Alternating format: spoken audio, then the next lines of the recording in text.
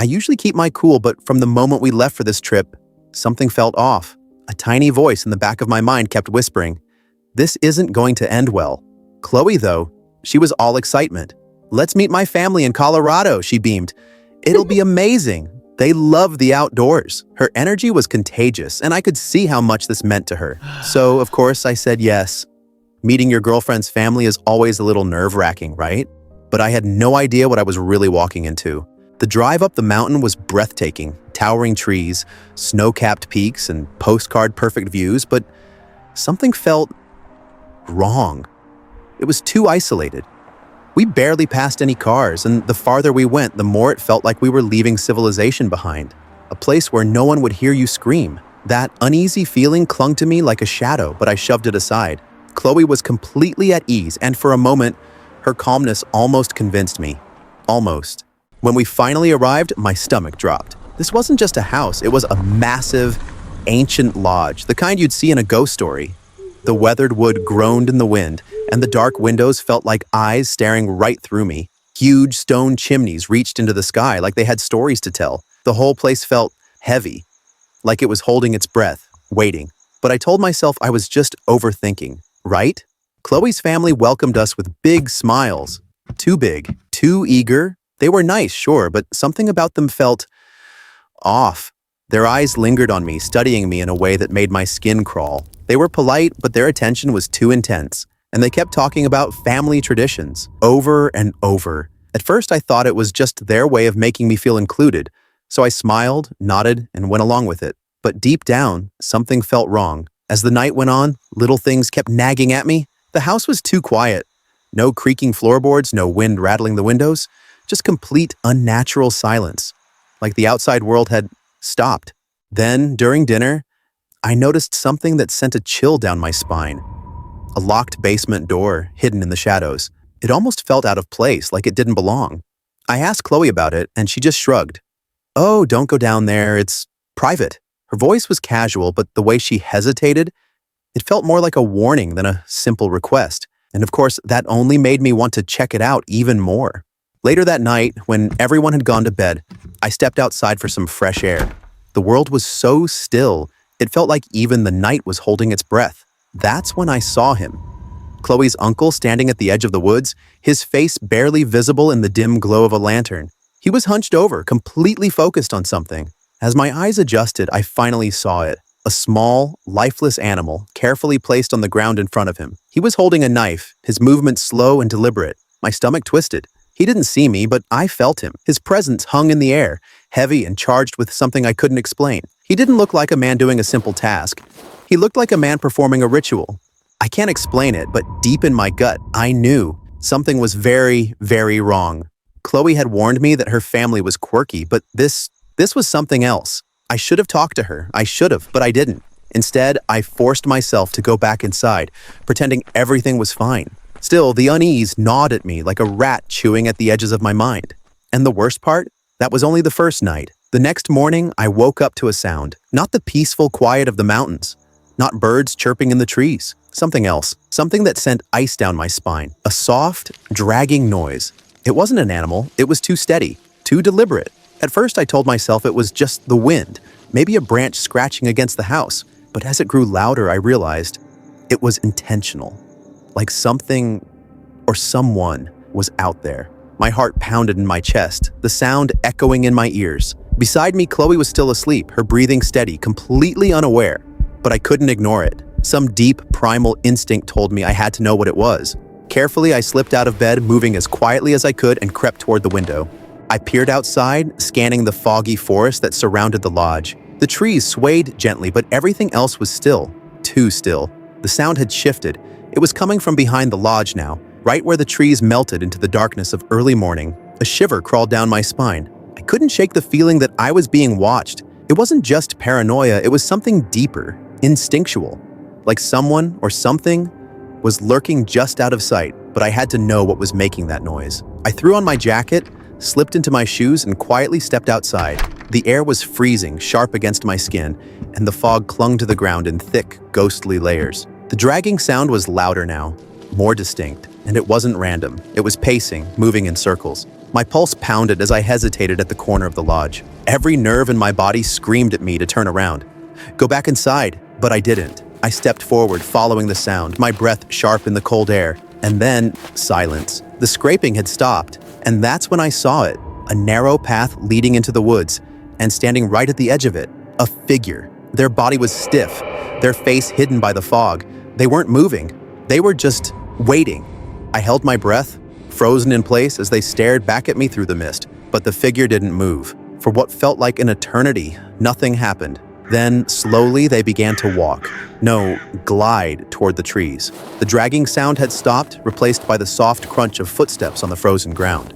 I stood there, completely frozen, torn between the impulse to follow or turn back. But I couldn't just stand there. Something deep inside, something primal was pulling me forward, compelling me to see where this person was going. I took slow, careful steps, staying in the shadows, watching the figure closely. They didn't seem to notice me. Their attention was fixed ahead, and as I trailed behind, I couldn't shake the sense that this wasn't just some ordinary person. The way they moved, it was off.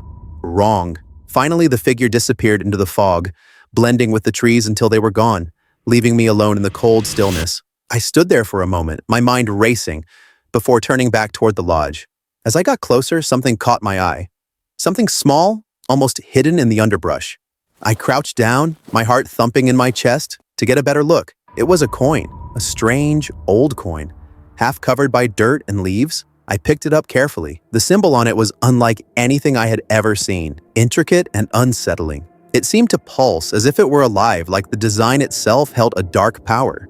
The coin was worn, its edges chipped, but the symbol was clear, etched deeply, almost unnaturally so. It didn't belong here. It felt out of place, as though it had fallen from another time, another world. But before I could think more about it, I couldn't shake the sense that something was wrong. I couldn't ignore it any longer.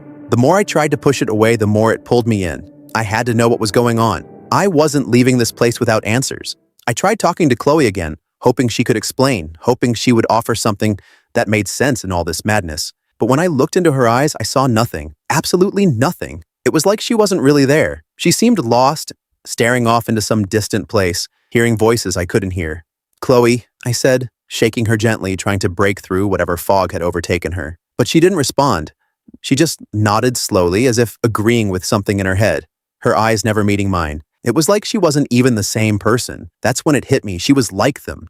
Like her family. Distant. Cold. Wrong. I took a step back, struggling to process what I was seeing, what I was feeling. My heart raced. How could she have changed so quickly? She'd always been full of life and so vibrant. Now it was like she was a puppet, and someone else was pulling the strings. I had to get away. I needed air. I needed to think. So I decided to take a walk. I told myself I'd be back soon, that I just needed to clear my head. But deep down, I knew something was terribly wrong. I stepped out of the lodge into the cool mountain air. The landscape was stunning, like something out of a postcard, but it didn't feel beautiful anymore. The trees were enormous, their long shadows stretching over the path ahead of me. It felt like I was stepping into another world, one that didn't make any sense. After a while, I reached the river. The water rushed fast, cutting through jagged rocks, but it didn't bring the peace I needed. I couldn't shake the feeling that I was being watched. I turned around, trying to push the thought away. I'm just being paranoid, I told myself. But no, there they were, cloaked figures standing at the edge of the trees, barely visible in the dim light. Their faces hidden beneath their hoods, but I could feel their eyes on me, cold, unblinking. I froze for a moment, my breath caught in my throat. Was I imagining this? I tried to push the panic down and keep walking, but they stayed behind me, moving with me, following every step I took. My legs felt like lead, but somehow I forced myself to keep going. The farther I walked, the more the forest seemed to close in on me, like the trees themselves were conspiring to trap me. I wasn't sure how far I'd gone, but when I turned around, the lodge was gone, vanished. All that surrounded me was a thick forest, deep shadows, and the distant rush of water. The daylight was fading faster than I expected. The sun dipped below the horizon almost immediately, like it was swallowed whole by the forest. This wasn't right. The figures behind me were still there, lingering just at the edge of my vision. But now, it felt like they were closing in, step by step, getting closer with each breath I took. This wasn't happening. I picked up my pace, my heart hammering in my chest. I had to get away. Then, just as panic threatened to overwhelm me, I stumbled across something that might be my salvation. A cave, It was hidden among the trees, tucked away like it had been waiting for me. The entrance was narrow, barely noticeable, but it was there, and it felt like the only option I had left. Without a second thought, I ducked inside, pressing my back against the cold stone walls, gasping for air. I tried to make myself as small as possible, my mind racing with terror. I didn't know what to do next, but one thing was clear. The cloaked figures were still out there. I could hear them now, the sound of footsteps crunching through the snow, the rustling of their dark robes brushing against the wind. They were coming closer. I closed my eyes, praying that the cave's darkness would shield me from them. But deep down, I knew it was only a matter of time before they found me. I pressed myself deeper into the cave, my skin crawling as I tried to steady my breath. The air inside was colder than it had been outside, damp, heavy, as if the very earth was alive and watching. The walls were slick with moisture, making the space feel even more suffocating. It was as though the cave was holding its breath, waiting for something. The footsteps of the cloaked figures grew louder, each step like a drum beat in the silence until it felt like they were right outside the entrance. They stopped. For a moment, there was nothing but the sound of my own heartbeat pounding in my chest. I held my breath, praying that they hadn't seen me, that they'd just turn away and leave. But then, as if on cue, they stepped forward. Not a word, not a sound. Just the scrape of their robes against the stone, and the faint shuffle of their footsteps as they crossed the threshold into the cave. Panic surged through me. I shrank back. Desperate to stay out of sight, I had to move. I had to get away, but there was nowhere to run. My mind raced, trying to think of something, anything, that would help me escape. But all I could do was move deeper into the shadows, my body pressed tightly against the cold stone. Every breath I took felt like it echoed through the cave. I took slow, careful steps, each one a silent prayer that they wouldn't hear me. The cave twisted and turned, winding deeper into the darkness. The air grew thick with an unsettling stillness. The only sound was the faint shuffle of their footsteps behind me, as deliberate and unhurried as ever. I could feel them getting closer, following my every move. I stumbled into a vast chamber so large that I could barely see the far wall. The space was filled with strange symbols etched into the stone, their meanings lost to time, and a towering stone altar stood in the center, shrouded in mystery. Ancient artifacts lay scattered about, arranged with an eerie precision. It looked like some kind of forgotten ritual space, but before I could take it all in, the footsteps were upon me. I had no time to think, no time to process the dread that gripped my chest. I darted behind a jagged rock formation, pressing my back into the frigid stone as quietly as I could. My breath was ragged, shallow, each gasp feeling like a loud scream in the silence. They were in the chamber now. Their presence was suffocating, their shadows stretching across the walls like dark memories. I held my breath, praying that they wouldn't find me. But deep down, I knew that was just a lie I was telling myself. I watched from my hiding place, my heart thudding in my chest, as the cloaked figures moved in eerie unison. They stepped toward the center of the chamber, their robes flowing like dark shadows as they formed a tight circle around the altar. Their stillness was unsettling, as if they were waiting for something, or someone. The air grew thick, almost suffocating, pressing in on me from all sides. My entire body was rigid with fear, trying to stay as quiet as possible. I couldn't move a muscle, not even to breathe. Then the silence was broken. A voice, low and calm, echoed through the chamber. It sent a shiver up my spine because I knew that voice. Chloe's father. The time is near. The words hung in the air, heavy with meaning. A low murmur rippled through the group, like a sound of approval, but it only made the tension worse. My pulse quickened as I dared to peek around the jagged rock, just enough to see what they were doing.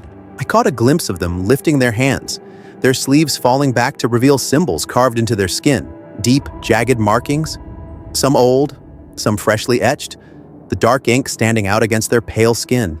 I had to bite down on my lip to stop myself from gasping. The sight twisted my stomach into knots. Then a second voice spoke. Chloe's uncle. He has arrived. I froze. They were talking about me. My mind raced and my heart hammered against my chest as I struggled to remain perfectly still. Did they know I was here? Had they seen me? Not yet. I tried to calm my breathing, each inhale sharp and shallow as they continued their ritual. The figures moved in perfect synchronization, their presence nearly suffocating. They were completely oblivious to my hiding place. It was my only advantage, and I couldn't afford to give it up. One wrong move, one sound, and I'd be discovered. I had to get out. But how? The chamber was vast, and the only escape was blocked by the cloaked figures. Their chanting filled the air, a rhythmic drone that added to the oppressive atmosphere. My eyes scanned the room desperately, searching for an opening. Any escape route. There was nothing. Nothing but them, the altar, and the cold stone walls closing in on me. But then, my eyes landed on the farthest corner of the chamber, where the shadows seemed deeper than the rest of the room. I could barely make out a gap in the stone, a sliver of darkness where the light from the torches didn't reach. A passage, a hidden route. It was my only chance. I couldn't waste another second. I moved carefully, slowly, my body shaking with each step. My back brushed against the rough stone, each movement calculated and precise. My breathing was ragged, but I couldn't stop now. I had to go deeper into the cave, away from them. The passage was narrow, barely wide enough for me to slip through. My hand brushed the cold stone, and to my shock, it gave way, just enough to reveal the hidden path behind it. I didn't hesitate. I pressed forward into the darkness, the air growing colder as I ventured further in, not knowing where it would lead, but knowing I couldn't go back. I slipped inside the narrow passage, forcing myself to move quickly but silently.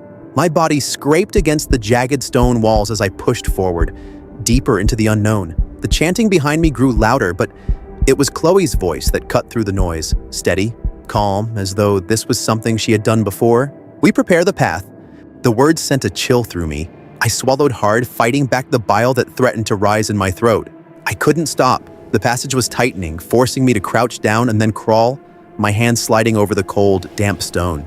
Every inch felt like it was leading me further away from safety and closer to something worse. The air grew thinner, and for a terrifying second, doubt gnawed at me. What if this didn't lead anywhere? What if I was just digging my own grave, burying myself alive? But then, a breeze. Cold, faint, but undeniable. Relief washed over me. I wasn't trapped. I pressed on, pushing through the growing sense of panic. My heartbeat thundered in my ears as the tunnel sloped downward, then up, the ground beneath me shifting from smooth stone to loose gravel, dirt, and then light. A small sliver at first, but as I scrambled toward it, the opening grew wider, and I could feel the air change. The night sky, dark and full of stars, spread out before me. Freedom. I stepped out, gasping for breath, but the moment I did, I heard it. A scream. Back in the chamber. They knew I was gone. Without thinking, I ran.